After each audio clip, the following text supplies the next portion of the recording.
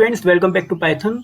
In this session, we are going to see practically how to use some built-in function like hex, oct, binary, string, int, some string function join, split, replace, and some random function random and randint. So let's do it practically.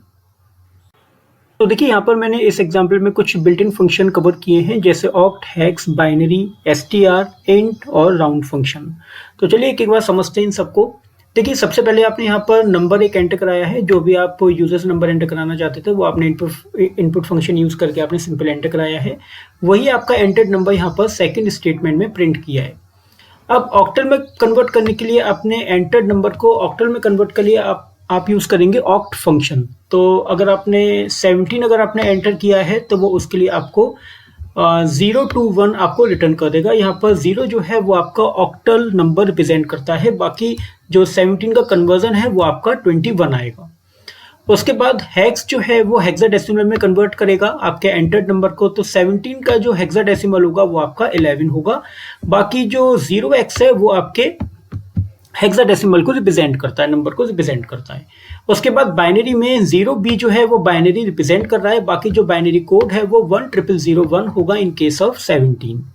तो यहाँ पर ये आपको conversion show कर देगा octal, hexadecimal और binary form में। आपका जो भी डेसिमल एंटर्ड नंबर होगा, जो भी आपका डेसिमल फॉर्म में, डेसिमल मीन्स जो भी आपका न्यूमेरिक नंबर होगा वो आपका कन्वर्ट हो जाएगा। तो जैसे 4 नंबर कन्वर्जन्स होते हैं, उसमें से एक आप डेसिमल जो है वो आप एंटर कर रहे हैं, बाकी आपको ऑक्टल, हेक्साडेसिमल और बाइनरी में वो आपको शो कर देगा। इसके बाद आपने यहाँ पे जो भी नंबर आपने एंटर किया है उसको अगर आपको स्ट्रिंग फॉर्मेट में कवर करना है, मीन्स उसको कन्वर्ट करना है, तो अगर आप उसे चाहते हैं 17 आपको इस तरह से स्ट्रिंग फॉर्म में अगर आपको लेके आना है तो आप यहाँ पर इसको यूज कर सकते हैं इसके लिए str फंक्शन। तो यहाँ पे मैंने अपने एंटर नंबर को str फंक्शन में पास किया है, वापस इस नंबर में मैंने स्टोर कर दिया है। तो इसी वेरिएबल में अब इसका जो स्ट्रिंग फॉर्मेट होगा वो आपका स्टोर हो जाएगा। तो जब आप यहाँ पर इसका टाइप प्रिंट करेंगे तो वो आपको यहाँ पर क्लास स्ट्रिंग टाइप शो कर देगा कि अब ये जो है वो आपका स्ट्रिंग में कन्वर्ट हो चुका है। इसी को वापस कन्वर्ट करने के लिए इंटीजर में तो आप यहाँ पर इंट यूज कर सकते हैं, तो ये वापस आपको इंटीजर क्लास शो कर देगा। तो यहाँ पे आपने सबसे पहले उसका ऑक्टल अपने मतलब रिटर्न किया, फिर आपने हेक्साडेसिमल किया, फिर बाइनरी किया, फिर आपने उसे स्ट्रिंग में कन्वर्ट किया, फिर आपने उसे इंटीजर में कन्वर्ट किया। अब आगे चलते हैं यहाँ पे राउंड फंक्शन कैसे काम करेगा। तो राउंड के लिए हम लोग एज्यूम करके चल रहे हैं कि आपने यहाँ पर नंबर एंटर कराया है 123.456। तो अगर आप यहाँ पर सिर्फ अगर नंबर प्रिंट करेंगे विदाउट एनी डेसिमल पॉइंट तो वो बाय डिफॉल्ट यहाँ पर 0 लेता है। अगर आप यहाँ पर 0 लिखेंगे या नहीं लिखेंगे वो आपको बाय डिफॉल्ट 0 डेसिमल प्लेसेस पर ही आंसर रिटर्न करेगा।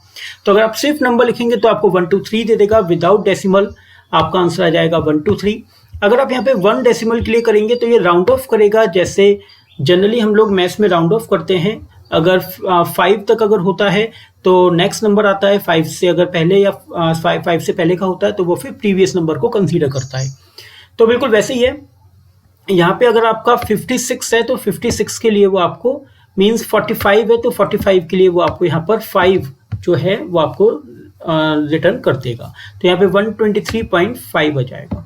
वैसे आपको 2 डेसिमल प्लेसेस पे अगर आपको काम करना है तो यहाँ पर इसको 2 डेसिमल प्लेसेस पे राउंड ऑफ करेगा और 3 डेसिमल प्लेसेस के लिए 3 डेसिमल प्लेसेस पर दे देगा।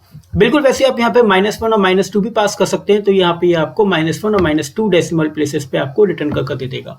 यानी कि पॉइंट से लेफ्ट हैंड साइड में आपको 1 डेसिमल प्लेस आपका कम हो जाएगा और यहाँ पे आपके 2 डेसिमल प्लेसेस कम हो जाएंगे, तो वहां पर 0 आपको रिप्रेजेंट कर देगा। So this is all about the working of built in functions. तो एक बार इसका फाइनली आंसर देख लेते हैं, इन सबका आउटपुट देख लेते हैं।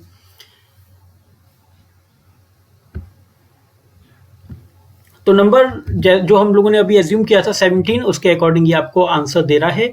ये आपको रिप्रेजेंट कर रहा है क्लास स्ट्रिंग और ये आपको रिप्रेजेंट कर रहा है क्लास इंटीजर। उसके बाद यहाँ पे नंबर एंटर करते हैं जो अभी हम लोगों ने डिसाइड किया था 123.456, उसके अकॉर्डिंग वो आपको यहाँ पे आंसर रिटर्न कर रहा है। तो चलिए अब जरा देखते हैं स्ट्रिंग फंक्शन में कैसे काम करना है। देखिए इस एग्जांपल में हमने स्ट्रिंग का ज्वाइन फंक्शन कंसीडर किया है और ज्वाइन फंक्शन में आपने यहाँ पर एक स्ट्रिंग आपने यहाँ पर पास की है की, और एक और स्ट्रिंग आपने यहाँ पर ली है। तो इन दोनों स्ट्रिंग्स को ज्वाइन कैसे करेगा। तो अभी वो क्या करने वाला है, आपने यहाँ पर जो ये एस्ट्रिक जो लिया है एज अ स्ट्रिंग, आप इसको ज्वाइन करेंगे अपनी गिवन स्ट्रिंग के साथ। तो एस्ट्रिक सॉरी ये जो एट द रेट जो साइन है इसे आप ज्वाइन कर रहे हैं की के साथ। तो होगा क्या कि की के बाद ये एस्ट्रिक ज्वाइन करके देगा, फिर ई के बाद देगा और आपको ये एक न्यू स्ट्रिंग कन्वर्ट करके दे देगा। ये जो एस्ट्रिक होगा वो आपका की के बाहर, ना तो के से पहले ना ही वाई के बाद आपको ये जो एट द रेट साइन है वो आपको अपीयर होगा। In the same way password के केस में भी ना तो पी से पहले आएगा ना डी के बाद आएगा, बट हर एक लेटर के बीच में आपको ये एट द रेट साइन जरूर अपीयर हो जाएगा। तो ये ज्वाइनिंग में जो भी आप कैरेक्टर, जो भी स्पेशल कैरेक्टर या कैरेक्टर्स आप अपनी स्ट्रिंग के संग ज्वाइन करेंगे वो हर एक लेटर के बाद, हर एक एलिमेंट के बाद वो आपको अपीयर हो जाएंगे और जो न्यू स्ट्रिंग आपकी फॉर्म होगी वो आपकी str1 के अंदर स्टोर हो जाएगी। तो हो क्या रहा है यहाँ पर आप अपने स्ट्रिंग को एक दूसरे न्यू कोडेड फॉर्म में कन्वर्ट करना है। तो यहाँ पे आप इसको इस तरह से यूज कर सकते हैं। अगर आपको यहाँ पे एनकोडिंग या डिकोडिंग का काम करना है तो आप ये वाला फंक्शन यूज कर सकते हैं। उसके बाद same in the same way आपका जो एट द रेट साइन है वो यहाँ पर पासवर्ड हैक्ड के लिए भी ऐसे काम करेगा। और यहाँ पर मैंने मल्टीपल सिंबल्स यहाँ पर यूज किए हैं, एक हैश साइन है और एक आपका एट द रेट साइन है। ये दोनों आपके एक साथ आपके यहाँ पर हर एक लेटर के बीच में इंसर्ट होते हुए आपको दिख जाएंगे। इसके बाद आपने यहाँ पर एट द रेट साइन फिर से यूज किया है, तो पासवर्ड पूरे के बाद यहाँ पर इंसर्ट होगा, फिर क्रैक्ड के बाद इंसर्ट होगा, फिर बाई के बाद इंसर्ट होगा और फिर आपको यूजर आपको दिख जाएगा। तो यहाँ पर जो एलिमेंट्स हैं लिस्ट के केस में वो ये पूरा एक एक एलिमेंट है, तो इनके बीच में आपको दिखेगा। बट स्ट्रिंग के केस में जो कैरेक्टर्स होते हैं वही एलिमेंट्स होते हैं, तो वो हर एक कैरेक्टर के बीच में आपको दिखता है। इन केस ऑफ इंटीजर्स, अगर आप यही चीज इंटीजर्स के संग अप्लाई करने की कोशिश करोगे तो ये आपको एरर दे देगा, क्योंकि ये आपका एक स्ट्रिंग फंक्शन है। तो चलिए जरा इसको एक बार आउटपुट करके देखते हैं। तो देखिए यहाँ पर की के लिए उसने शो किया हुआ है, पासवर्ड के लिए शो किया हुआ है, फिर पासवर्ड हैक्ड के लिए शो किया हुआ है, और पासवर्ड के लिए जो फोर्थ लाइन है उसमें आपने यहाँ पर एट द रेट और हैश दोनों आपने इंसर्ट किए हुए हैं। और लिस्ट के केस में पासवर्ड के बाद, फिर क्रैक्ड के बाद, फिर बाई के बाद उसने at the rate sign show किया हुआ है। And for the last line it is giving error, क्योंकि ये इंटीजर्स के साथ काम नहीं करता। अब चलिए नेक्स्ट देखते हैं स्ट्रिंग फंक्शन। देखिए इस प्रोग्राम में हम लोग स्प्लिट फंक्शन यूज कर रहे हैं स्ट्रिंग का, जिसमें आप अपने स्ट्रिंग के लेटर्स को या अपने वर्ड्स को आप स्प्लिट कर सकते हो on the basis of any special character. तो अगर आप यहाँ पर लिखेंगे, अगर आप यहाँ पर देखिए ये आपकी एक स्ट्रिंग है और स्ट्रिंग में आपने लिखा हुआ है आई लव पाइथन लैंग्वेज, और ये आपके I love Python language string ये कैरी कर रहा है। और इसके बाद आपने लगा दिया split function without passing any argument. तो यहाँ पे आपने आर्ग्यूमेंट कुछ भी पास नहीं किया हुआ है और आपने लिखा हुआ है सिर्फ स्प्लिट फंक्शन। तो बाय डिफॉल्ट ये क्या करेगा, ये यहाँ पर स्पेसिस के बेस पर ये आपको स्प्लिट कर दे देगा। तो ये आपको 4 डिफरेंट जो आपके एलिमेंट्स होंगे उसमें ये आपको ब्रेक कर शो कर देगा। तो चलिए पहले जरा इसका एक आउटपुट देख लेते हैं।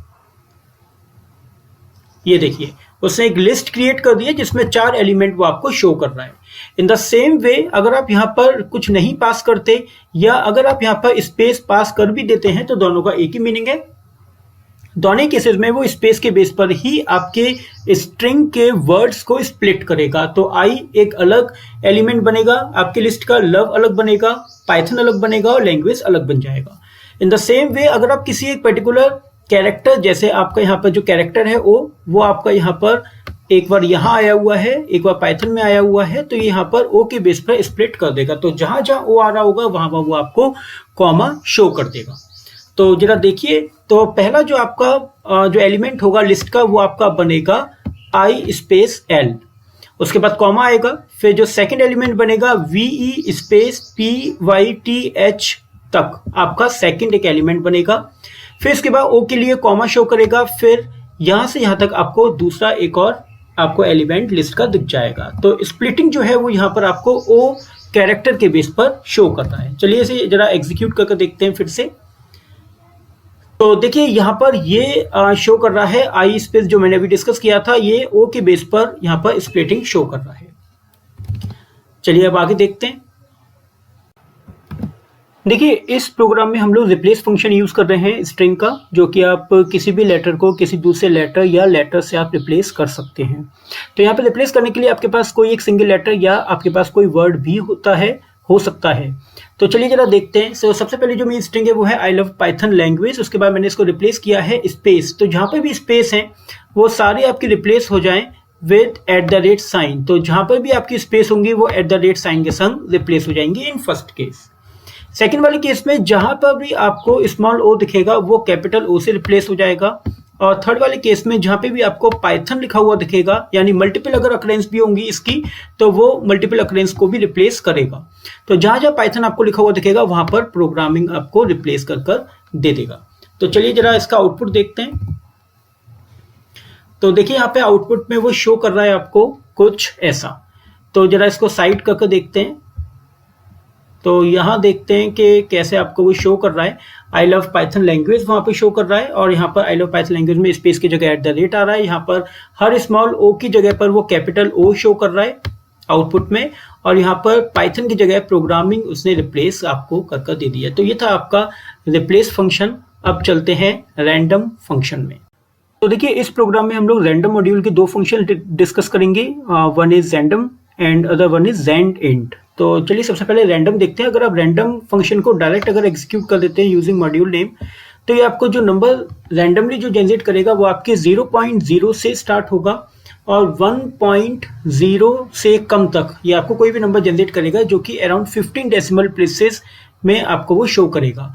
तो आपका ये जो नंबर होगा वो आपका स्टार्टिंग फ्रॉम रेंज जो होगी इसकी वो 0.0 से लेकर 1.0 के बीच में आपको मिलेगी। तो चलिए जरा इसको एग्जीक्यूट करके देखते हैं। फॉर 10 रैंडम नंबर्स, तो देखिए वो 10 रैंडम नंबर्स ऐसे उसे जनरेट कर दिए हैं जो कि 15 डेसिमल प्लेसेस पे आपको आंसर दे रहा है। And all numbers are starting from 0.0 to less than 1.0। तो यहाँ पे कोई भी नंबर आप इसमें जनरेट कर ला सकते हैं। नाउ द क्वेश्चन इज कि अगर मेरे पास, अब इसको हाइड कर देते हैं, इसको कमेंट बना देते हैं और अब सेकंड वाला ऑप्शन पे चलते हैं जहाँ पे हमारे पास रिक्वायरमेंट है एक रेंज में नंबर जनरेट करने की। रैंडम नंबर को एक रेंज में अगर आपको जनरेट करना है, अगर आप चाहते हैं कि रैंडम नंबर सिर्फ इन दो नंबर्स के बीच का ही कोई भी जनरेट हो, तो उसके लिए आपको यहाँ पर कुछ ऐसा लिखना होगा। देखिए इतना तो अभी हम लोगों ने ऊपर यूज किया ही है। आप यहाँ पर लिखेंगे, जैसे मान लीजिए आपको 34 से लेकर 56 के बीच में आपको नंबर जनरेट करना है, तो आप यहाँ पर यूज करेंगे 56 - 34 और फिर +34। तो ये आपका लोअर लिमिट है, ये आपकी higher limit minus lower limit है। और इस तरह से आप जब यूज करेंगे तो वो इंक्लूडिंग 34 से लेकर एक्सक्लूडिंग 56 तक आपको ये कोई भी नंबर रैंडमली जनरेट कर दे देगा। तो चलिए जरा इसको एग्जीक्यूट करके देखते हैं। तो देखिए यहाँ पर अगर आप देखेंगे तो यहाँ पर आपका जो नंबर था, आपकी जो रेंज थी वो थी 34 से 56 से लेस देन। तो 34 से 56 के यहाँ पर देखिए बीच के रैंडम नंबर जो हैं वो आपके आ गए हैं, और आप चाहें तो आप यहाँ पर इंट में इन्हें कन्वर्ट कर यूज कर सकते हैं। जैसे आप क्या करोगे, अगर आपको यहाँ पर वो नहीं चाहिए तो आप यहाँ पर डेसिमल पार्ट को रिमूव करने के लिए आप यहाँ पर इंट लगा सकते हैं। तो जो भी आउटपुट आएगा वो आपका इंटीजर में कन्वर्ट हो जाएगा। तो ये आपका वो आउटपुट है जो कि इंटीजर में कन्वर्ट कर दिया मैंने यूजिंग इंट फंक्शन, जो इनबिल्ट फंक्शन है, अभी हम लोगों ने डिस्कस किया था। चलिए अब आगे चलते हैं। अगर यही काम आप डायरेक्ट कैलकुलेशन से भी कर सकते हैं। अगर आप माइनस करेंगे तो यू विल गेट 22। तो अगर आप ये भी एग्जीक्यूट करेंगे और ये एग्जीक्यूट करेंगे तो you will get the same answer. इसमें कोई भी आपको डिफरेंस नहीं मिलेगा। अब चलिए आगे चलते हैं rand_int में। तो rand_int जो है वो आपको पहले से ही आपको इंटीजर में कन्वर्ट करके आपको नंबर रैंडमली जनरेट करके देता है। तो आपको यहाँ पर इंट नहीं लगाने की जरूरत पड़ेगी। और एक जो सबसे बड़ा जो डिफरेंस है वो रैंडम और rand_int में वो ये कि अगर आप यहाँ पर दो रेंज दे रहे हैं 15 से लेकर 23 तक, तो ये इन दोनों नंबर्स को इंक्लूड करता है। जबकि रैंडम फंक्शन क्या करता है कि वो अपने हायर लिमिट को इंक्लूड नहीं करता है, उससे कम तक ही आपको नंबर जनरेट करके देता है। बट यहाँ पर 15 और 23 इस केस में दोनों इंक्लूडेड होंगे। तो चलिए जरा एग्जीक्यूट करके देखते हैं।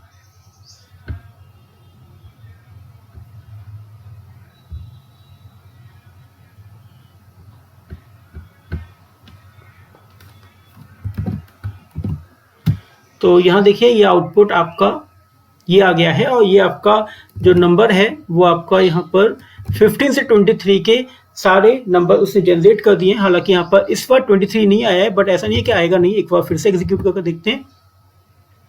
तो एक बार फिर से एग्जीक्यूट करना पड़ेगा। 23 अभी भी नहीं आया क्योंकि रैंडमली जनरेट कर रहा है। It may be possible. देखिए 23 यहाँ पे आ गया, तो 23 का आना भी अपना रैंडम होगा। तो यहाँ पर 23 भी इंक्लूडेड है और यहाँ पे आप देखेंगे तो 15 भी इंक्लूडेड है। तो यहाँ पर ये दोनों जो लिमिट्स हैं वो इनको इंक्लूड कर कर चलता है।